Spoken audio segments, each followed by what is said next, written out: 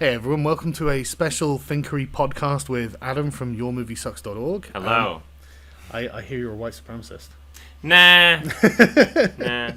It's not true. I know. So, how have you found VidCon? You're a troll. Oh, yeah. Right. VidCon was fun. I do this to everyone. I know. I saw you do the exact same thing to Anthony Fantano. Yeah, and I did. Shove a camera in his face. Tim Pool and everything. It's just funny. It's just really funny because, I've got a video that I've got to upload, but it's like 4 gigs of me interviewing people, and every time between the interviews, I just go to Chris Reagan and ask him, "Okay, what about the Jews, Chris?" and stuff like this. I just love doing it. It's so funny. Eventually, you'll get someone really serious. I know. I hope so. Thing is, you can answer any of their points by just actually like looking at the situation. I'll do videos like rebutting all the alt-right stuff when people actually start taking them seriously. But at the moment, to me, they're just a joke, you know. Yeah. It's like the patriarchy. Oh, the Jews did it. Oh, the patriarchy did it. Oh, you wish it was that simple. You know, you wish it was just one person. Oh, they're the problem. No, that's not the case. But anyway, yeah, tell me about your experience at VidCon. It was, the con itself was cancer. I went to my first panel on the last day, but it was very enjoyable. It was a good panel. Yeah. Anthony Fantano's panel. Yeah. But who is it? What's his name? Damn Drops. Damn Drops. Man, he was very charismatic. Oh, he was amazing. He was hilarious. You know, I was actually in stitches. Everybody was in uproarious laughter. Yeah, he was great. He was just so good. A lot of funny things to say. Black Nerd Comedy was there, and then 2 other people that I didn't really know. Yeah. It was a great panel. Good discussion. Yeah, really good. And then beyond that, I mean, I got a lot of footage on my phone of stampeding, screaming 12-year-olds chasing YouTube celebrities and their vehicles, and me just being very depressed. Send me it, and I'll put it up on the on my channel so people can see it. You know, I'll compile it onto a video and stuff. Yeah, it was cancer. We were standing there in the sort of entrance to the convention hall, and there was literally a stampede going right by us, and someone was watching me like your face, and I was like, dude, this is horrific. I mean, what are they doing? This looks like harassment and bullying, and like it looks like what's their plan? Well, yeah, I mean, like, I'm not.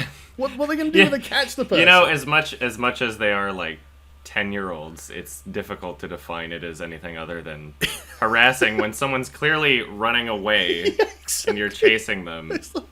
I mean, but I'm trying to think of how I could define it otherwise. It's the end of rational thought, though. They're just like, oh my god, that person, I have to screech and chase them. Okay. To be fair, a lot of the like YouTube celebrity people looked like they were having a lot of fun with it, and that it was playing on their ego. Like, yes, I am this man who is a celebrity, and all the little 10-year-old girls love me. But their security guards did not have fun. Yeah, watching them actually having to push away people as they're essentially being stampeded like Red Rover style. And you said it was literally a stampede. It was literally. Yeah, as soon as one of them starts running and you hear like one little scream, then everybody else looks, and it's a feeding frenzy. And they don't even understand who they're chasing. Yeah. But they know that there's someone there to chase. Yeah. And, you know, I actually feel really bad for the security guards, because, I mean, obviously they were huge. And you know that they're in the position where, look, they've got to protect this person from being, like, grabbed and, you know, shanked or whatever by these little girls. But they're also in the position where they can't exactly hurt the little girls. I mean, imagine if one of them was shoved a little girl, and the little girl cracked her head on the floor or something. What if it's on the terms of service that they already signed? Like, maybe, but like, I guess they didn't really sign anything to get a pass at VidCon. The media outrage would be enormous, though, wouldn't it? Like, good God, this security guard cracks the skull of a little girl. You know? I'm surprised there wasn't as much media outrage over the con itself in the first place, considering, you know, it's a video convention. You know, I could understand why there's no media coverage at all. Oh, yeah. But I mean, it almost seems as though there would have been some opportunities to make a really like borderline slanderous take of the events. Well, at VidCon this year. If the media wasn't so in love with Anita Sarkeesian, I think they probably would have done something like that. I mean, if it was anyone else calling someone garbage from, and if it was anyone other than Anita and me, yeah, I think that probably would have garnered headlines. Because, I mean, I feel like, I don't know, I guess that's almost them communicating that that's what they interpret it as, because I've seen, to be fair, other people interpret it as that you and your group went there fully knowing and expecting some sort of confrontation, and I'm almost surprised that there hasn't been something come out with that perspective and say that, because I know that that's the perspective of many. Well, I mean, we didn't do anything. You know, we just sat there quietly, and I mean, you didn't do anything. Yeah. But Go on. I'm just being fair. I'm just being fair. I like to present more than one side of the argument. Of course, go on. But you were expecting some kind of like other. I mean, you went there. Right? Yeah, that was the point, isn't it? You know, because like we knew that they would be upset that we were there, but there was nothing wrong with us being there. We didn't do anything to them.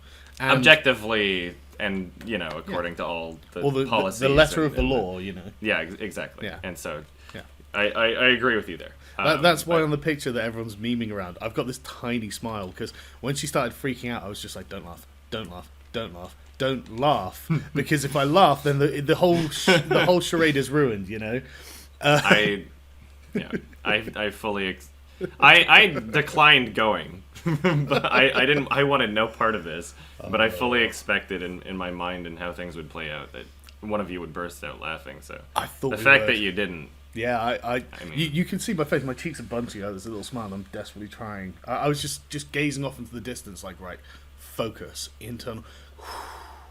I can control this. The trick is to just get angry at yourself. Yeah, You're like pissed off. Like, how could you even think about laughing?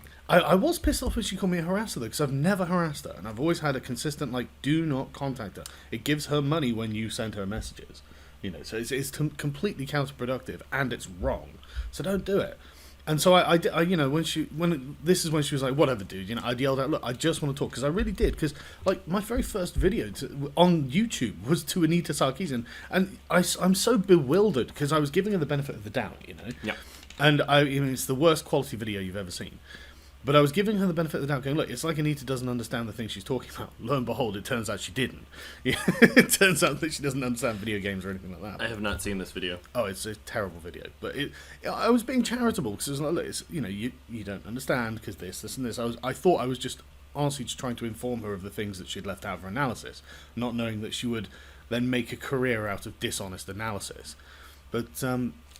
But yeah, the whole thing turned out exactly as I had hoped. Actually, the only thing that disappointed me was that there were no questions on the second panel with her and Boogie, and I think that's because of Joey Salads, actually. Which was an ultimate plot twist when he showed up. It was great. Pretty funny. Joey's actually a really nice guy. You know, he seems like quite a genuine dude. I mean, maybe he's not, and maybe I don't know him and whatnot, but he seems alright. He seems a little dumb at points. Oh, come on, be nice. Okay. Okay. Don't get me wrong, he's not going to win a Nobel Prize, but I'm sure he'd say that himself. You know, he's like, dude, I'm not going to win a Nobel Prize. But the thing is, he had a really great question. He got up and he was like, look, why do you guys act like online harassment is gendered? And everyone cheered. Mm-hmm. Everyone cheered. And they essentially deplatformed him without answering the question. There's nothing wrong with that question. You know, that was a legit question. And in the second panel with Boogie came out and said, look, I'm a privileged cis white male, and I get the worst harassment and threats, and I'll put it up in a video at some point so people can see it. And he completely validated everything that Joey had said there. Yeah, but here's the big difference that I would stress, is that the way you phrase and approach a situation, even if it's an identical point that you're trying to make or an identical question, is very important, especially when considering like who you're talking to and what they're anticipating, right? And so, Boogie like, did it great. Oh, exactly. Like Boogie's well spoken, and Joey's. Even if Joey has the exact same opinions as Boogie, I don't think he's like as capable of making like a well spoken, articulated, or like attemptedly like respectful way to answer or ask the question. Yeah, also. Sure, but I mean, he didn't. I'm not trying to criticize him too much. No, I know, but I mean, like when you know, there's the video, and you guys can look it up, sort of thing. He didn't approach it in a disrespectful way. He just didn't couch it in the language of social justice. You know, he was direct with the question. That was the problem, I think. Yes, Go on. Nothing inherently disrespectful about it, but there could have been extra precautions taken to ensure that it was that it was interpreted as respectful. He's not as tactful as Boogie. Yeah, he definitely didn't do it in the way that I would have done it. No, you know, like I'm the type of person where like I'll try my hardest to make sure that any way that I'm talking or mannerisms or just phrasing won't be misinterpreted. Even if what I'm saying, there's literally nothing wrong with it in my own head, I want to ensure that what I'm saying, there won't be anything wrong with it in their own heads, and then hopefully, out of that get a legitimate, honest answer, because that's what I would want out of someone if I'm questioning them. And I wouldn't want them to be like, oh, and dismiss it, right? And so that's what we got out of it, was dismissive, when if it were just approached better in a way where it was more, not necessarily considerate, but cautious. Considerate, I think, is, considerate fine, and cautious of what someone else might be interpreting, then we possibly could have gotten like a real legitimate interpretive, or sorry,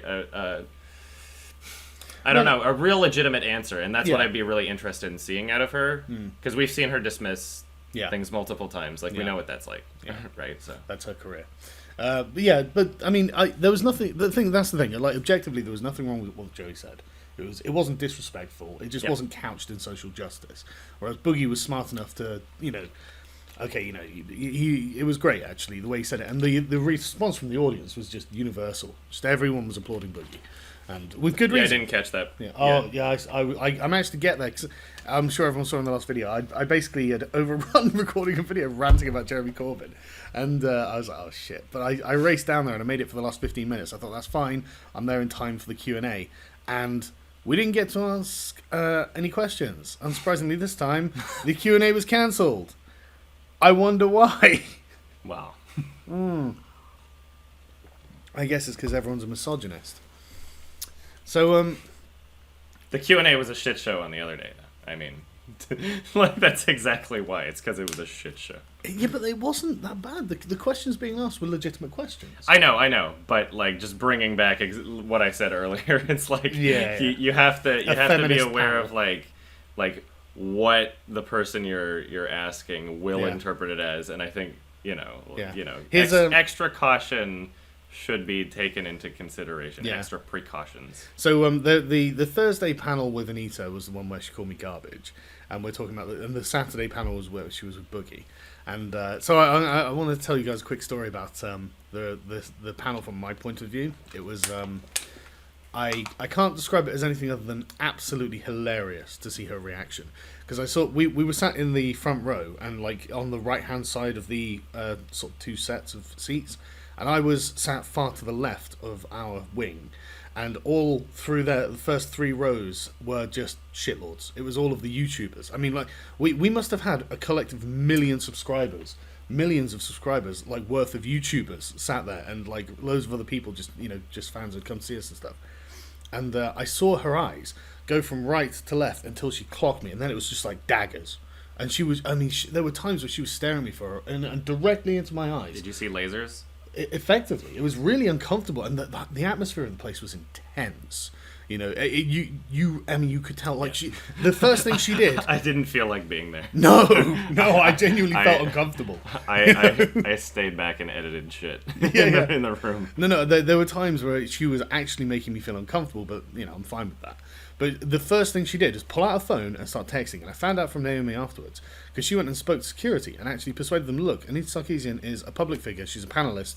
She should be expected to be able to not abuse the audience, regardless of who is in the audience. She's got a duty of care to be a responsible adult about this. And she failed.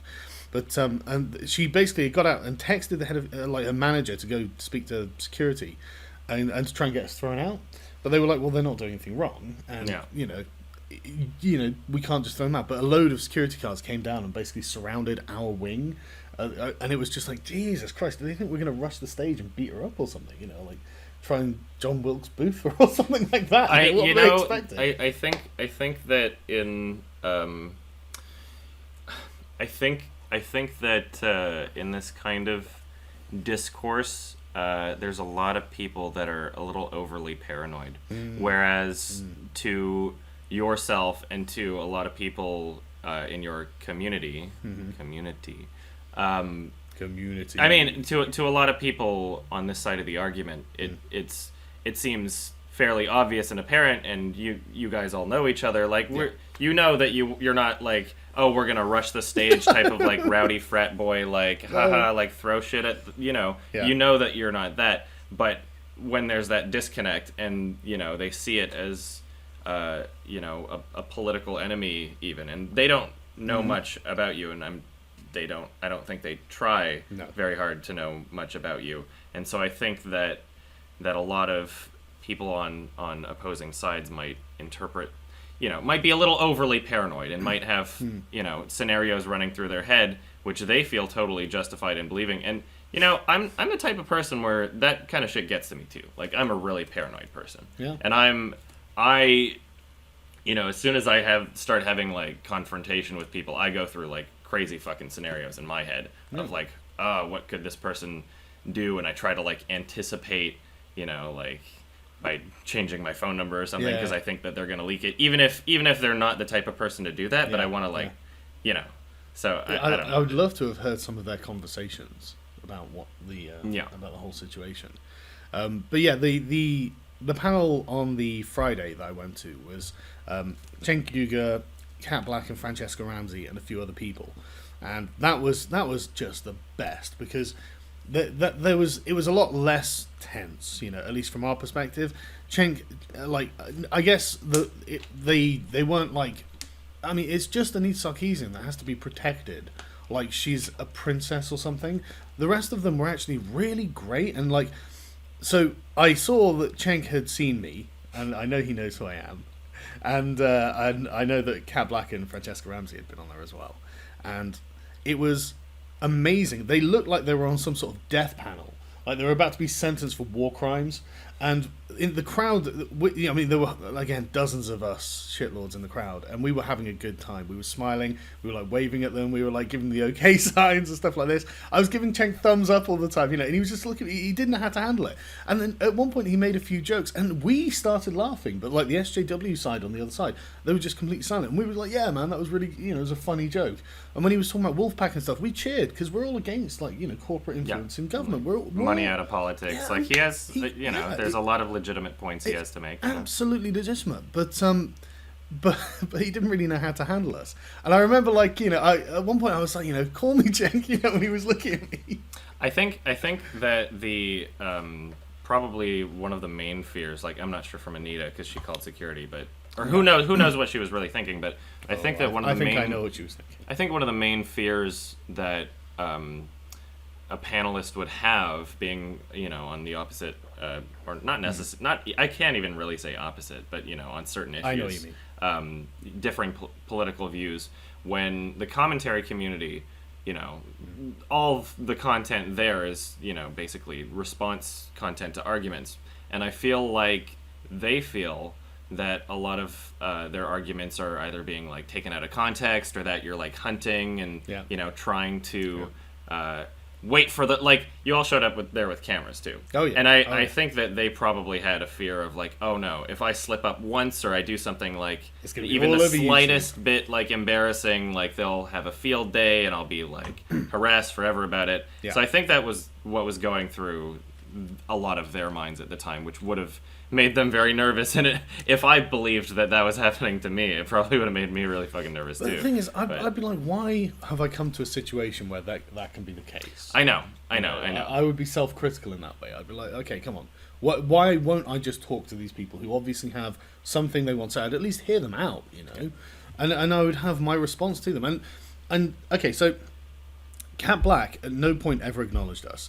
Cenk Uygur kind of acknowledged me, but only because I made him. During the panel, I was always constantly giving thumbs up and like, and I was like, call me and stuff like that. And I could see him, like, he was taking it with kind of good humor, and he wasn't like, Cenk's not a victim, which is what I like about Cenk. He's not going to play the victim card. And but it was Francesca Ramsey who did the best. She called me out directly, which I loved. She was like, I can't remember exactly. I do have the footage, but I won't revisit it. She didn't call you a garbage human? No, she didn't. She said that well, some of us aren't just grandstanding to our 600,000 subscribers, and I was just like, yeah, very specific number. yeah, that specific number.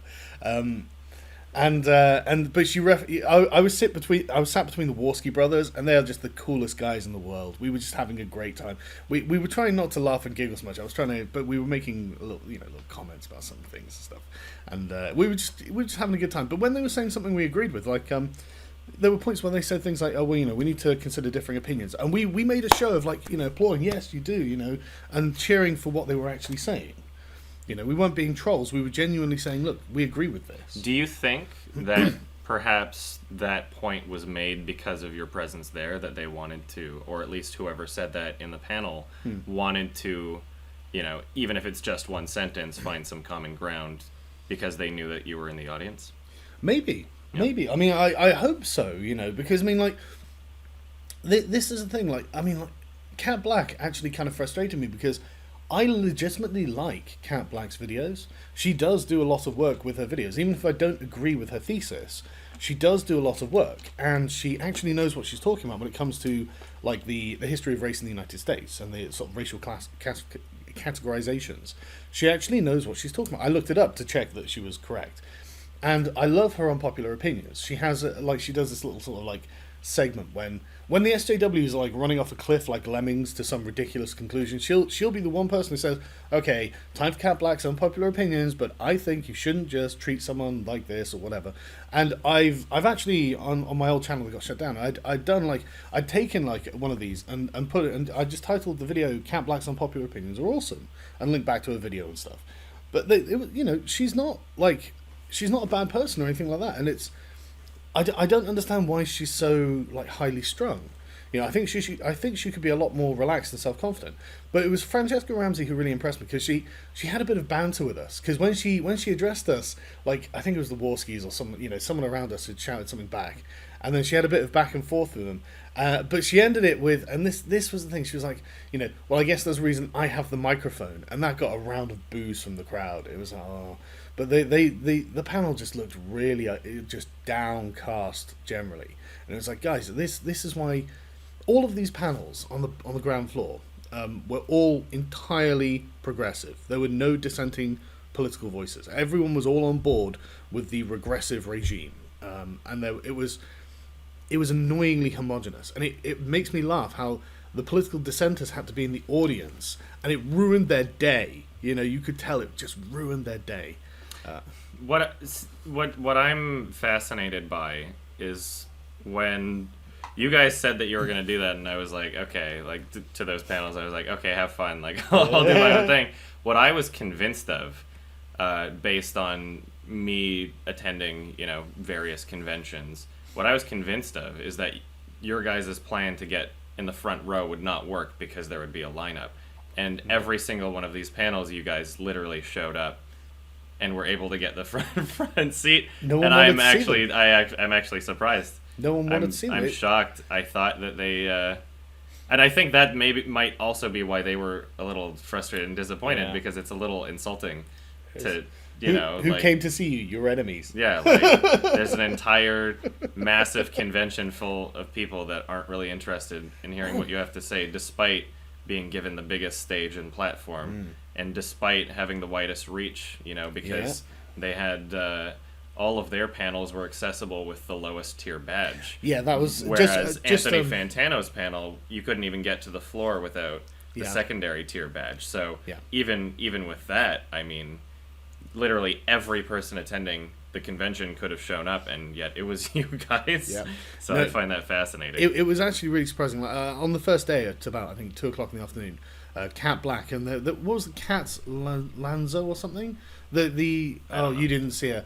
Basically, I saw her in two panels, and we're both with Cat Black, and they were both identitarians. They were just talking about themselves, and she just sat there talking about Latinx all the time. I'm Latinx, and she had exactly the same spiel on both panels, and I'm like, okay, look, And that was the problem as well, because there was no ideological disagreement across these panels. It was shallow as a puddle. You know, no, they were. It was all platitudes. They were like, "Oh well, yeah," and it was. There was just nothing to it. There was no meat. There was no interesting discussion. Unlike with the sort of the reviewer panel that Anthony Fantano was a part of. They were all reviewers of different subjects. Yeah, food reviewer. There was a book reviewer. There was.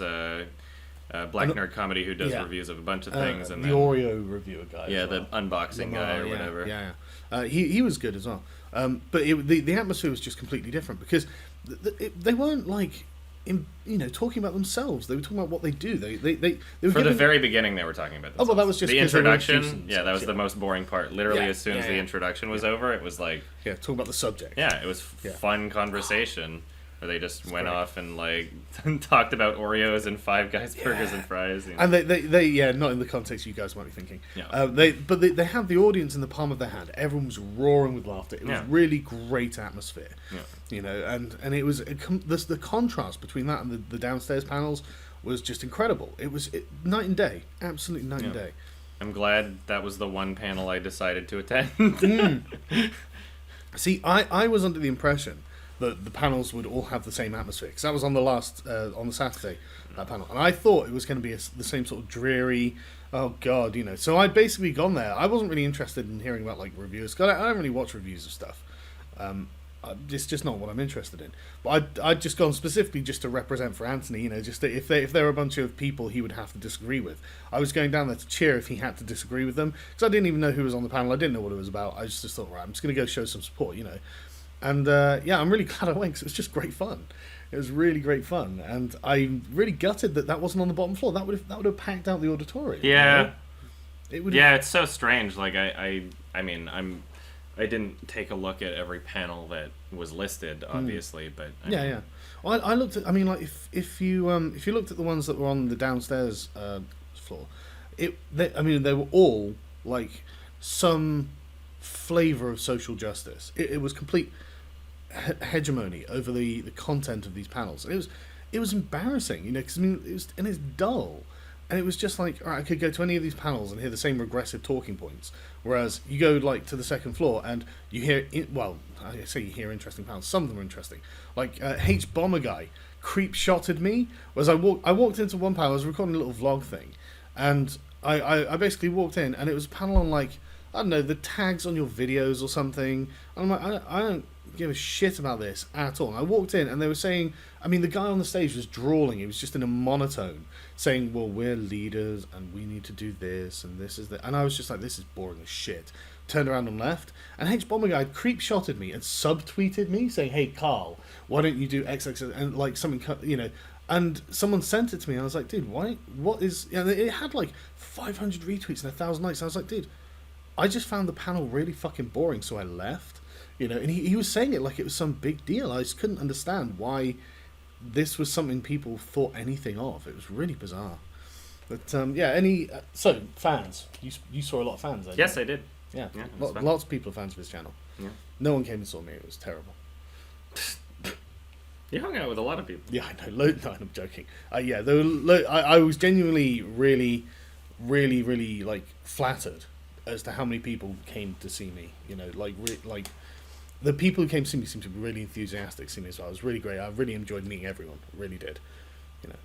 It's overwhelming. It's weird. It's like, that never happens.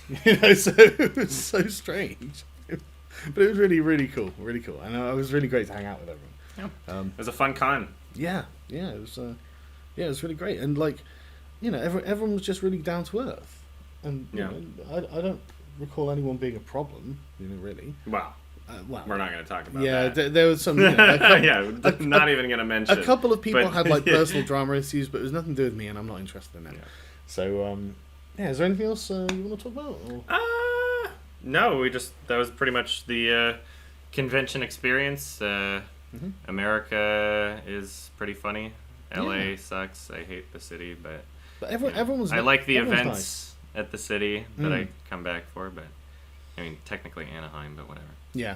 The Shu, when I said like we should go to this, when someone had said that, she was like, this is going to be NormieCon, and she was completely right. The overwhelming majority of people there were just like teenage normies, and they were completely blue pilled, and it was. But I mean, I was expecting like SJWs to come up to me and give me hassle at some point. You know, I think one of the most important things to realize about these conversations that that your channel and a lot of people in your community are the conversations that are taking place.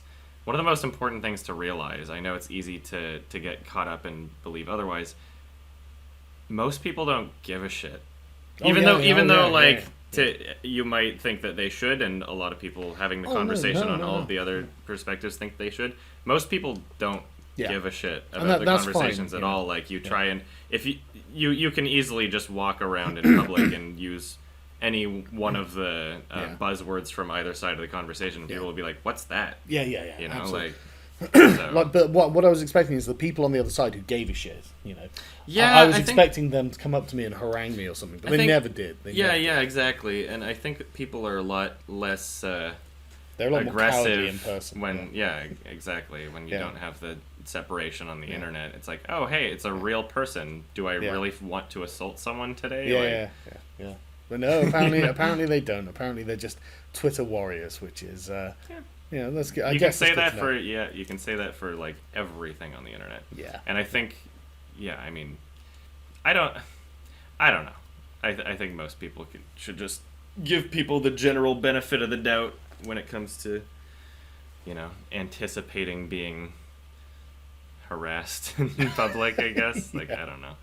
Perhaps some people have it way worse than others, but yeah, it was overall really good, and I think next year, it was you that came up with the idea for the dissenting ideas, wasn't it? Well, so I didn't come up with the idea for the panel. Oh, right, yeah. But you suggested a sort of panel. Yeah. And you said, let's call it a free speech panel, and I said, that is a loaded series of words for many people.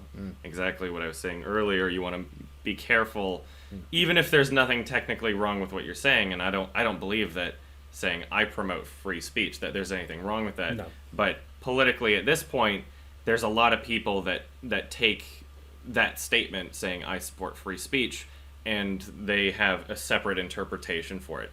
Just like on the other end of the spectrum, like someone saying I'm a feminist, there's a lot of people that immediately would take issue with that when they could just be an average person that's all they're trying to say is I believe that men and women should be treated equally. Yeah. And so it's like you want to be careful of how it could be interpreted. So free speech in the title of a panel, probably not a good idea, as depressing as that sounds for this year. But it's only because the owners and organizers of VidCon are they're very progressive. They're very progressive. Well, sorry. Oh, sorry. No, I mean, like, as a business, I mean, you could be somebody that's essentially apolitical. They could, for all we know, be one of the people we just mentioned that doesn't give a shit and doesn't even understand. They're not even a part of the conversation. Who knows? Oh, I don't even know. I checked. But as a business, you should expect businesses to be. This is the thing. They were very. To be fair, I mean, I've heard that they're very stringent about harassment and things like this, which is why I've never heard their political beliefs. They're very progressive, deeply progressive. I have no idea. Supportive of Sarkeesian and whatnot, which is why she didn't get pulled. Because I think that if it had been like a neutral business and Sarkeesian, they didn't really know much about the situation, and she's calling an audience member human garbage. I think that would have got her deplatformed and banned. I mean, I think if it was a normal thing. Yes. Although I do think that a part of the reason why she might, even independently of that, like, I think part of the reason why she wouldn't get deplatformed is because, there's people that can bring to the argument, like, yeah, you knew what you were doing by being there. And again, technically and objectively, like, nothing wrong with you being there whatsoever. But to essentially instigate, like, I don't think you can expect that she would be removed for reacting. I was negatively. Technically correct, which is the best kind of correct. Yeah. Okay. I'm just teasing. But yeah, next year I think what we're going to try and do. I'm sure they'll say no, you know. But Adam said, you know, suggest calling it like the dissenting ideas panel. So because like, or just open discussion of ideas. Yeah. Like you don't even have to specify dissenting. And but I don't want it to just be like one ideological frame either. I would love to have like, you know, people from the other side on this panel so we can talk in real time. You could even just call it like debate panel or something. Exactly. As long as again trying to make sure that it doesn't seem too politically loaded, like abortion debate, like you're not going to do that, you know, like so. No, but you want to like stay on, or at least imply to the convention that you'll stay on. You know, relatively, you know, civil subject matters. Oh, absolutely, you know? yeah. We can just talk about the main points of like faith that they promote, and you know, because I like the cyber harassment thing as well. I mean, it really does annoy me that it's just one narrative being pushed, and it's unfair. And then when we turn up to represent the alternate narrative, they freak out. They don't know how to handle it. They don't, you know, and it's not fair.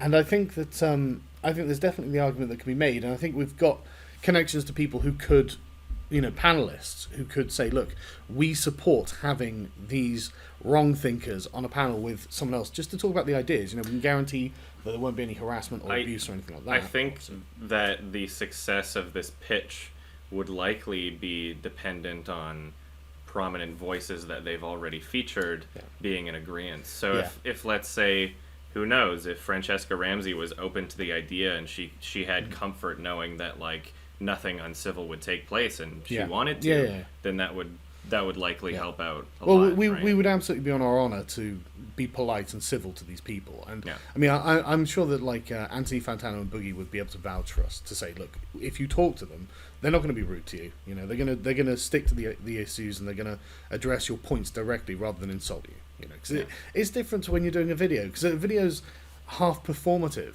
you know, and half informative. Because it's YouTube, it's for entertainment as well as to be educated. If you don't entertain, then no one's going to watch your videos. Teal dear, you know, I mean, it's one of those things, isn't it? So you've just got to accept that it's part of life.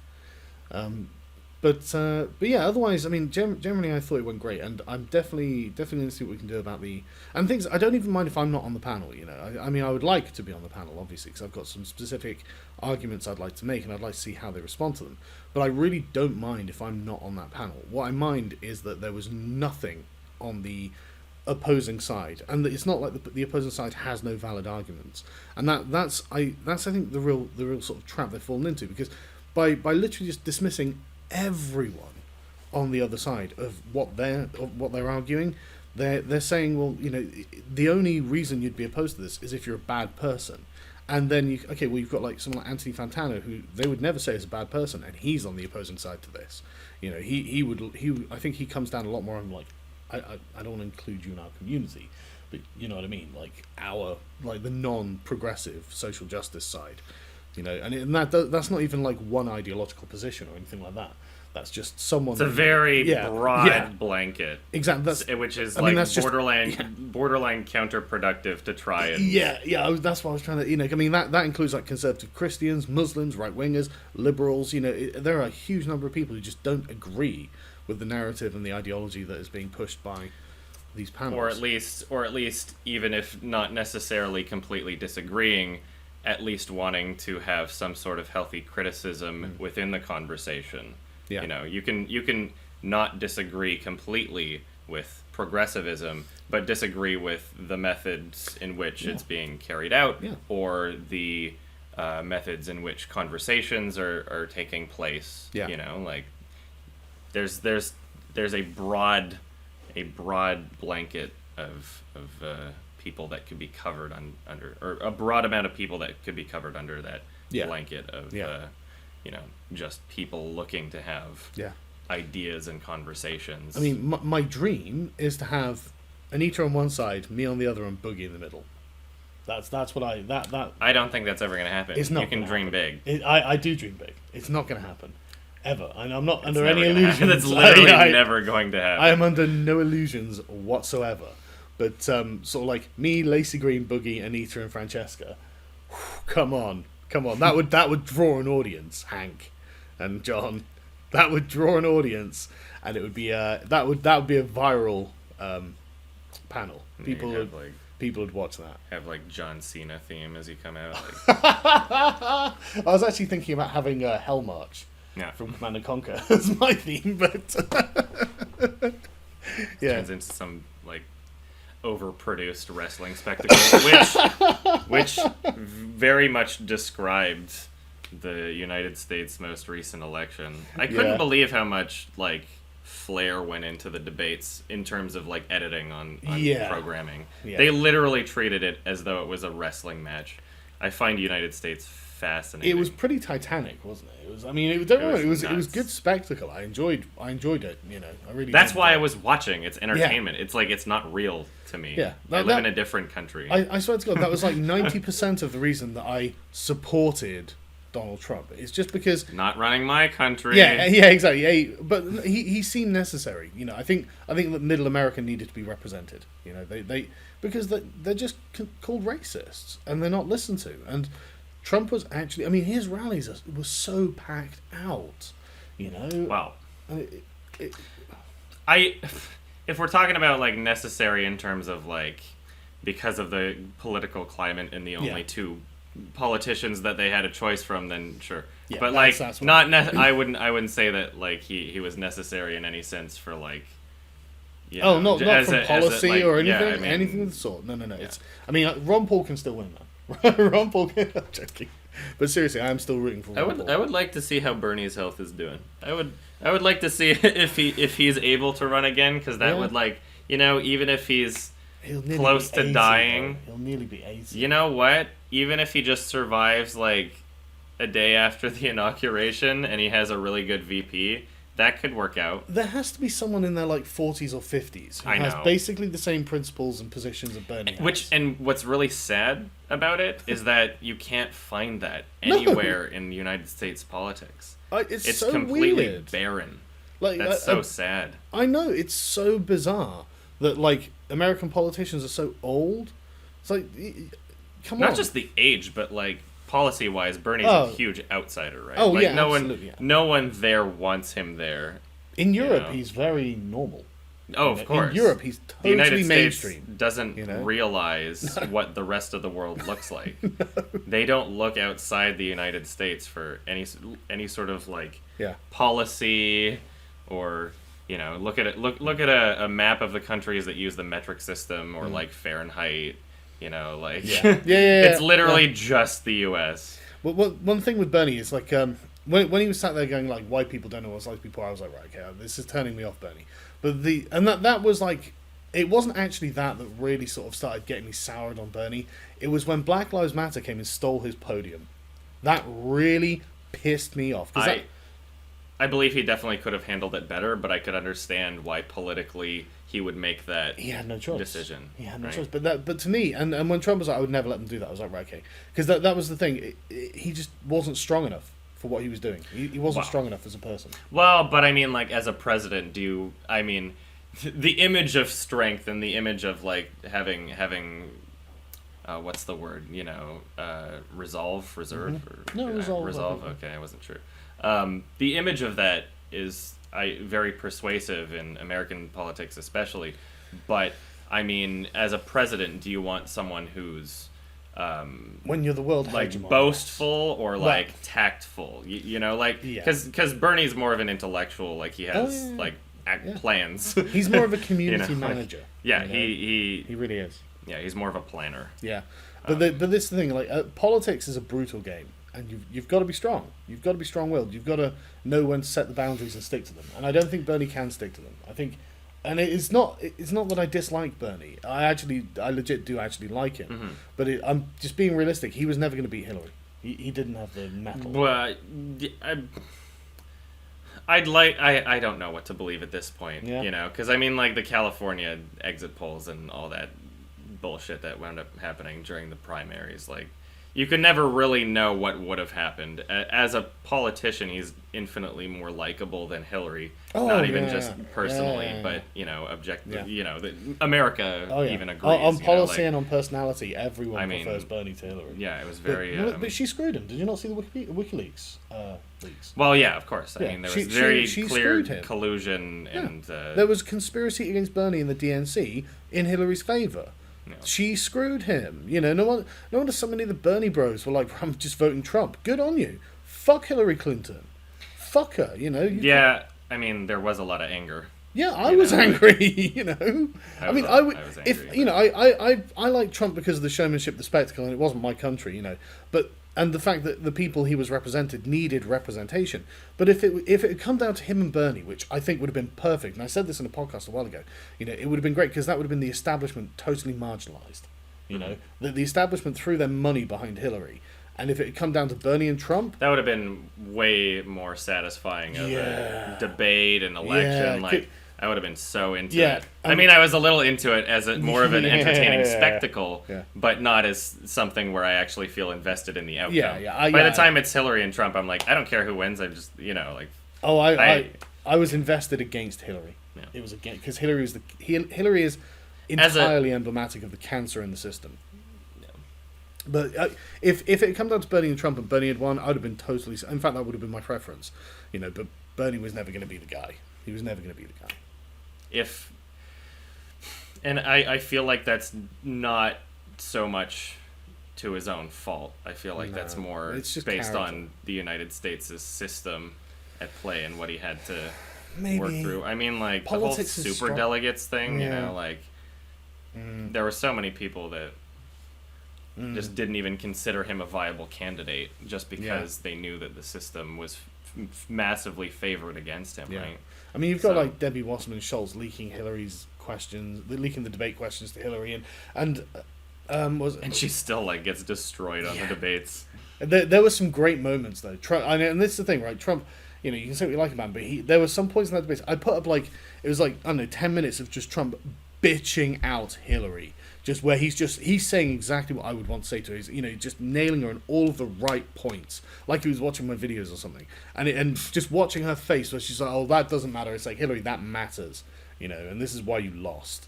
It was good stuff. But we've gone a bit off topic. So we've talked about a lot of shit. So are you gonna come to VidCon next year? There's a likely possibility of that happening. Oh, that's I think that I will probably.